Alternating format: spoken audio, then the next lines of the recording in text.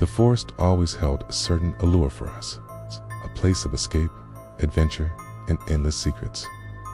We were just 4 teenagers, seeking a thrill, oblivious to the ancient whispers hidden within its depths. My cousin, 2 friends, and I, full of youthful energy, started our hike. Laughter echoed through the trees. We filmed each other, capturing moments of carefree joy. The air was thick with humidity, but our spirits were high. Yet, even then, a subtle unease lingered. Shadows seemed to stretch longer, and the forest felt watchful. Suddenly, the forest went silent, okay? Not just quiet, but an absolute, suffocating stillness. Every bird, every insect, hushed. We exchanged glances, sweat beading on our brows. The air grew heavy, thick with unspoken questions. From my perspective, the trees seemed to lean in, their shadows deepening.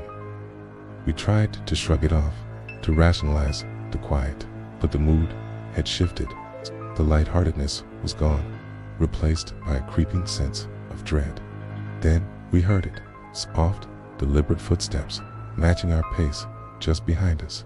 We'd stop, and the steps would stop. We'd start again, and they'd resume, always just out of sight. My cousin joked about a deer, but his voice lacked conviction. We all felt the unseen presence. The feeling of being watched intensified with every step. The forest seemed to close in around us. Then we found them in a patch of soft mud, long, thin, deep footprints, spaced unnaturally far apart. Our worried expressions mirrored each other. This wasn't an animal.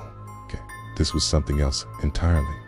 A fleeting glimpse, a pale shape, too tall, too thin, slipping behind a distant tree. Was it real? A strange, unintelligible whisper drifted through the trees, chilling us to the bone. It wasn't wind. The air grew thick, heavy, as if the forest itself was pressing down on us. Panic began to set in. We decided to turn back, moving quickly, almost running. The footsteps resumed, always just behind us. Then I saw it clearly. A tall, pale figure, its limbs too long, shoulders too narrow, standing perfectly still, and its face was indistinct, a void. It was wrong, utterly, terrifyingly wrong. We heard footsteps ahead, then rounded a bend to find more footprints. Facing us, it was waiting, pure panic. We ran, a desperate, breathless sprint towards the trailhead, towards any semblance of safety. Finally, the parking area, okay? The sunlight felt harsh, unreal after the oppressive darkness of the woods. We laughed nervously, trying to dismiss it, to convince ourselves it was just our imaginations. But then we saw it. The car's back door, slightly ajar. We hadn't left it like that. Inside, faint, long, finger-like impressions marred the dusty seat. A chilling signature. We drove home in silence, the earlier laughter replaced by a heavy, suffocating dread. The forest had followed us. That night, sleep wouldn't come. My room was a canvas of deep shadows, each one seeming to hide something, okay? Then, a soft, deliberate sound. Footsteps, right beside my bed. I froze, paralyzed by fear. I kept my eyes closed, praying it wasn't real, that it would just disappear. But the presence was undeniable. The darkness of my room seemed to breathe, to move.